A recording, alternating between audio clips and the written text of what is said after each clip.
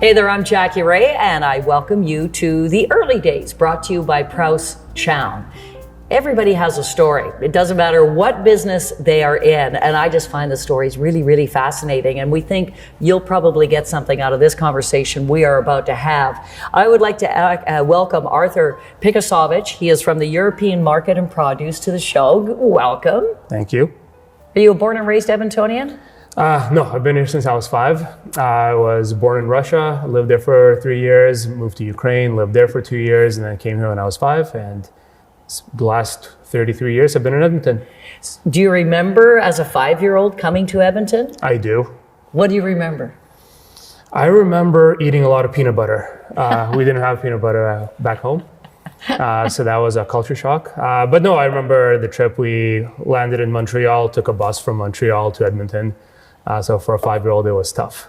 Oh, it would be. Yeah. Please tell me you didn't come in the dead of winter. Though being from Russia and Ukraine, you probably had some bad winters too. Yeah, no, it was January 11th, but it was colder here than it is there. And I'm from Siberia, so I was born in Siberia, but kind of like southern Siberia. So like Edmonton's actually a lot colder. Than southern Siberia. Than southern Siberia. Boy, and as children, we were always threatened that they were going to ship us to Siberia. Yeah, no, it's fair. you don't want to go to North Siberia. Oh, okay, that's where it's really, really cold. Yeah. Or they're worried that they're going to be shipped here to Edmonton. Ba-dum-bum. So you are a 5-year-old, and could you speak English? No. No. So you go to grade what? Did we have bilingual schools back then? No, I went to kindergarten. You went to kindergarten? Kindergarten, yeah. They could have put me either in kindergarten or grade 1 since I didn't know English. They decided to stick me into kindergarten. Okay. So I was always like, through all my schooling, like one of the older people. Well, that's good because that means you were the smartest, right? Sure. We'll stick with that. Yeah. So how did you learn the language? I mean, I was a kid. It's through osmosis. Through osmosis, watching TV. Didn't speak at all in kindergarten, but by grade 1, I was fluent. And you're right. As a young kid, you just pick everything up so much quicker. How did your parents do? It was okay. My mom used to be an English teacher, so she was okay. Like in Russia and then in Ukraine, she always taught English. And my dad just kind of picked it up. So you go through school, and what do you remember about it? Was there things in school that you really loved that you thought, okay, that's what I'm going to be when I grow up? Oh no, that's what I want to be when I grow up. No, to be honest, no. My parents had that immigrant mentality, so they always wanted me to be a doctor. I think I wanted to be an NBA player. How'd that go? I got injured when I was 17, so my dreams died. But had I not been injured, I probably wouldn't have made it. But that was your one love, was basketball. That was my one love. Yeah. You still play? No. You still watch? Barely. Barely? Because you're probably too busy because you have a business now. I do. Yeah. I do a lot more running. Oh, okay. Yeah. And I have a knee injury, so I do sports where I go straight. So biking, running. As long as I don't have to pivot, I'm good. So you graduate? What school did you go to in town? High school. Old Skona. Old Skona, and then did you go to school after that? I went to the U of A. To be the doctor. To be a doctor, yeah. Right. And then how long were you at U of A? I was there for 5 years. Okay. And then, so when you saw the doctor route wasn't happening, what did little Arthur think? Where am I going to pivot to? Well, then I wanted to go into banking. And that's what I ended up doing. So I graduated from the U of A in 2009 and had some odd finance jobs for about 2 years. And then I was in banking for about 13 years. So now, while this is all going on, your parents, what did they do when they first got here? Did your mom, was she able to get a teaching job as an English teacher? Or? No. So my mom worked at a couple of daycares. She was just babysitting, stuff like that. Okay. My dad worked at a factory, as a mold maker. And then my mom started the business, but it was a coffee shop first. So they just sold coffee, donuts, pastries, stuff like that. And over the years, it kind of transitioned into a European store. Okay. Yeah, Yeah. So she's a teacher. Was she a baker then at home, or how do you? No, we just bought from third parties. You just bought from. Yeah, we bought from third parties, but we only did that. Well, my parents only did that, I think, for about a year and a half. And then, yeah, as I said, it kind of moved into more of a European store away from a bakery. So obviously they saw a hole or niche that they could have in the community that maybe wasn't being served, and that's why they opened up a more European type store? It actually just happened organically because, so the coffee shop wasn't busy, but there was a lot of Eastern Europeans who lived in the building. So they would like come down, buy a pastry, have a coffee, chat with my mom. But she's not going to pay the mortgage based on that. So kind of to service these people, they started bringing in European foods. Okay. And it was all on the base of the customers that were upstairs. Exactly. Okay. So somebody in the industry would suddenly go, I'd think, okay, where the heck do I go? How do I find European foods that would distribute to Canada? I have no idea how my parents found it. Because it's not like they could have Googled. They couldn't have Googled it. It was before the age of the internet. So I have absolutely no idea. I mean, there is like a distribution network outside of Toronto now, but you still have to find these suppliers. But how somebody goes about that in 1999, I have absolutely no idea. I should ask. Yeah, because it is fascinating. But I guess, so she has the cafe shop, needs to start, then she starts bringing it in. You're saying it happened organically. When was that moment when they thought, oh, we could really, really super serve this clientele? I don't know if there was ever a moment. I mean, it was just something that made a lot more sense. Like we kind of remember about the days when like daily sales were like $12, not enough to pay rent. So I think it just kind of happened slowly. They started bringing in like canned stuff and then deli meats and then, produce eventually. Okay, so the current store, which is European Market and Produce, it's on 177th Street and 66th Ave. Was it always at that location, or were you still over on the south side? No, we were always, it was at the bottom of a high-rise building on off of 156th. Oh, okay. Off of 156th and 87th. Yeah. And it was called Lorita's Mini Mart. Oh, yes, I knew that one. Oh, you're kidding. That was your mom's? Okay, that was my mom. Okay. Yeah, so they were there for about 10 years, actually. And then 17 years ago, moved over to Collingwood. So in the Collingwood area now. Yeah. Did they move it over initially, or did you, once you started to move, morphing out of the banking industry? No, I was still, when they were moving out, I was still in university. Oh, okay. So I was like helping make build the shelves, stuff like that. And I was working there part-time. Like I was there working part-time, like after school, during the summers, stuff like that. But I actually only joined the family business like full-time, again, 3 years ago. About 3 years ago. Yeah. So they're building this business, and your dad was working in a factory, your mom was an English teacher. Now this business is building. What do you look back now, because you being in the business and more in the banking end of it, what do you look back and say, geez, I wish mom and dad had known that? Good question. Thank you. Yeah, probably getting more introductions to more of the suppliers quicker. Because first, when it moved to the new location, it was fairly limited in terms of what we were carrying. And then with the help of Google, started being able to find more suppliers and bring in more stuff, which we could have probably done 15 years ago as well. So when you talk about being a European market, tell us what countries and what types of foods that you super serve to the public. So it's mainly Eastern European. Okay. So we do Polish, Russian, Ukrainian, Romanian. Those would be kind of the core. And then we do a little bit of Hungarian, Serbian, have a couple of items from like Bosnia, stuff like that. I know, we even have them on display here, because I was just looking at this. I love this, made in Ukraine, and I don't have a clue. I can read Mega Pack, but that's about it. What is it? So these are just crackers. Crackers? It's a bacon flavored crackers. Oh, so it would be like our bacon puffs. Yes, Very close, yeah. And this is Georgian water. So I guess actually we do Georgian stuff, Latvian stuff, Lithuanian stuff as well.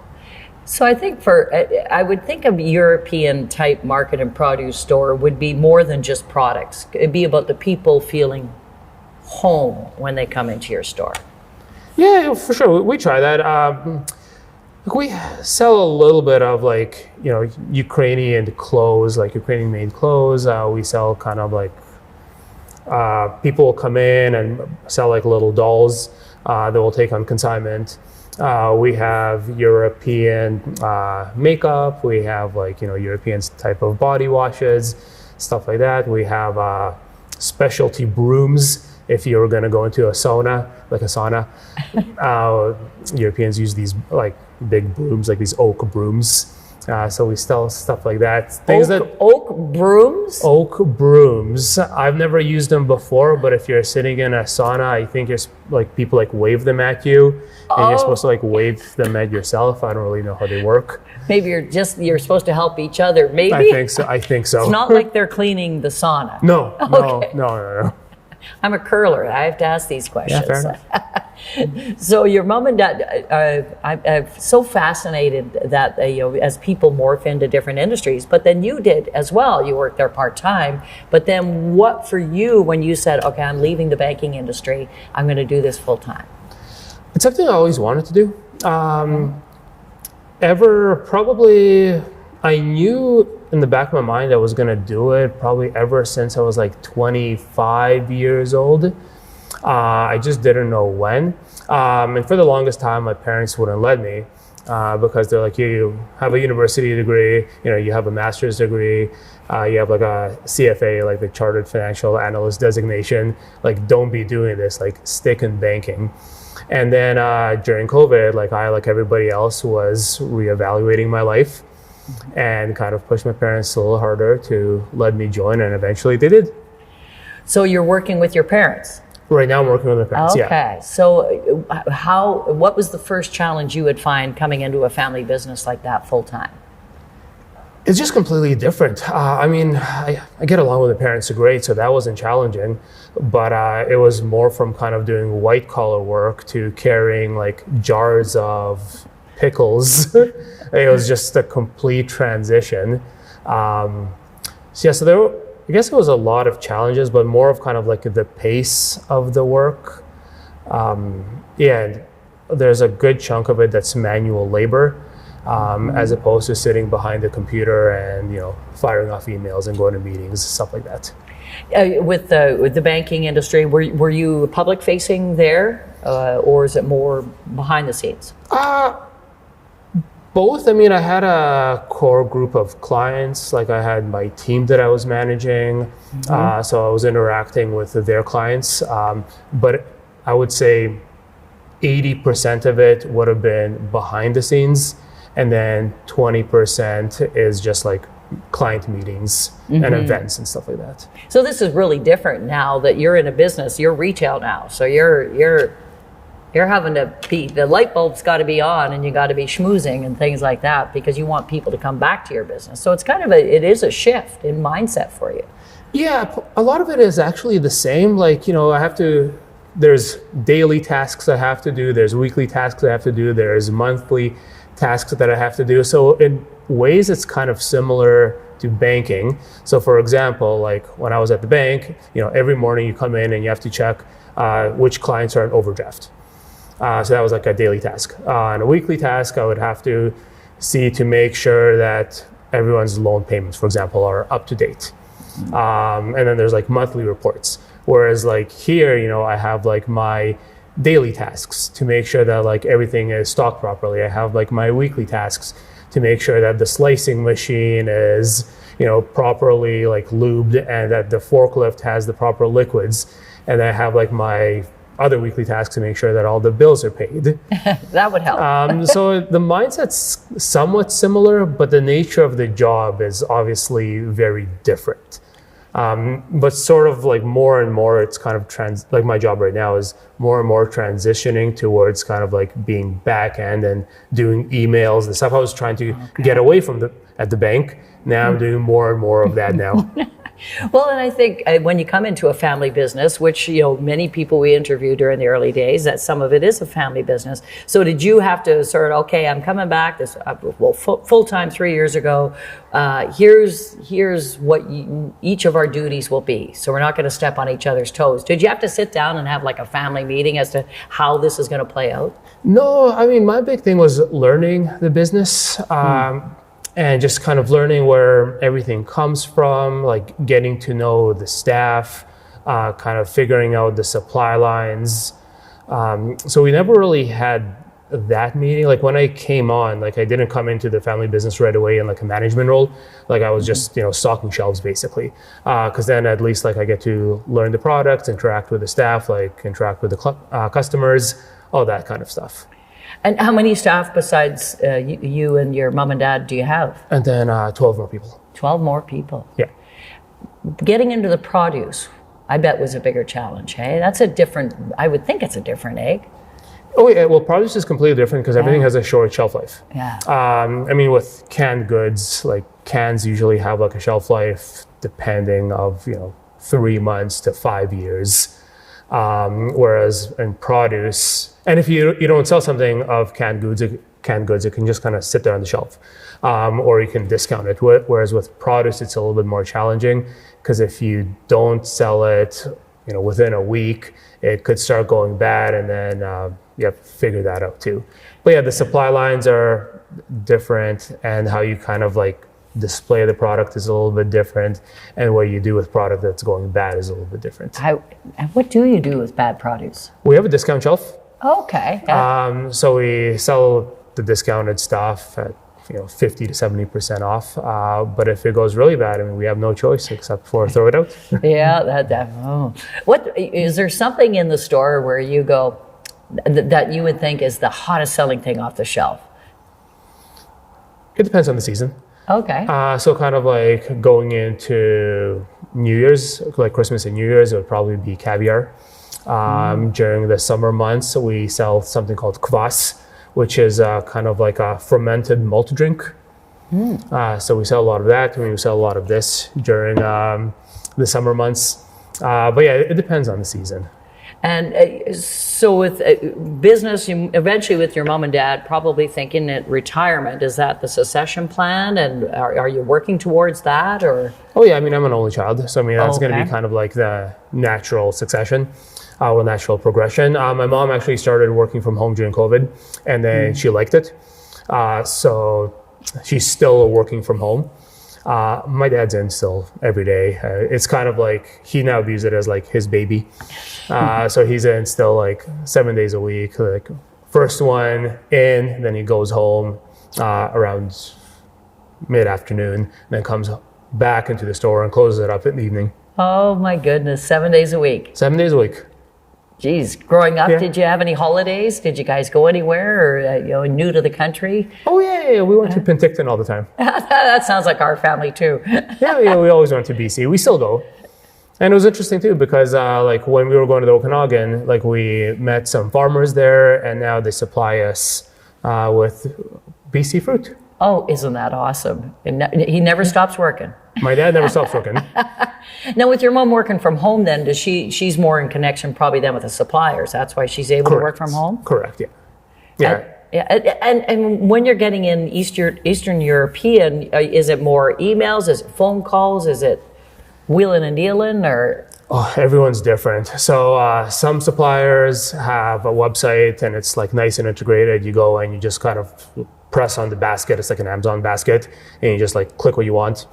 Some of them you have to call them, ask them what you want, or ask them what they have, and then make your order. And we actually have some suppliers still where you have to send them a fax. No. Yeah, we write the order by hand and send them a fax. I didn't know that was still a thing. It's still a thing. I want to go back, though, to the succession planning, because I look at our sponsor, Prowse Chowne, of the early days. That's one thing they always preach, and I work at CFCW Radio, and so we have a lot of farm families, obviously. Sure. And that is a big thing. Like, have you connected with a lawyer, or just saying that's a natural thing down the road? No, I haven't connected with a lawyer. It's just a natural thing. I'm an only child. Yeah. So it's going to be fairly simple. No, I don't think it's going to be a complicated, like formal succession. Like it's going to be pretty straightforward. Yeah. And is your dad the type 7 days a week? It's never going to stop, or? I think he's going to be working until his mid 80s. Yeah. That is funny with some people. You can just, it's so natural. You just, and there's nothing wrong with that. There's nothing wrong with it. It keeps him busy. He likes doing it. Keeps the challenge of the mind. Yeah, exactly. So as we wrap it up, what is the one thing that you would say to somebody that has a like European Market and Produce, 177th Street, 66th Avenue, you have one business, what is the biggest thing that you would say to an entrepreneur that would just be starting into the business? That's something they should be doing. I would probably say like my one piece of advice would be a lot of it depends on luck. Stepping into this business, like I kind of just got lucky that my parents had started it. I think my parents in a lot of aspects, like they ended up getting like fairly lucky too, that they were just able to grow. I mean, there was a lot of hard work definitely, but just in terms of being kind of like first on the scene and then kind of growing the business like at the right times. I think that there was a lot of luck involved too, in addition to obviously hard work. Yeah. So like you make your own luck, right? And that's how we'll end it. You make your own luck. Now let's eat. Thanks, Arthur. Pleasure. Thank you. Cheers. Oh, that is good. I'm glad you like it. This series is proudly produced by the team at Road 55. Road 55 creates content that connects. For more information, check our website, www.road55.ca.